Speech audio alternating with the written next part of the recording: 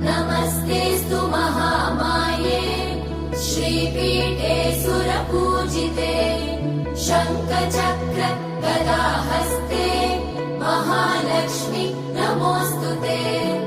नमस्ते गरुडारूढे कोलासुरभयङ्करी सर्वपाप हरे देवी महालक्ष्मी नमोऽस्तुते। महादेव्यै च विद्महे विष्णुपत्नी च धीमहि तन्नो लक्ष्मी प्रचोदयात्।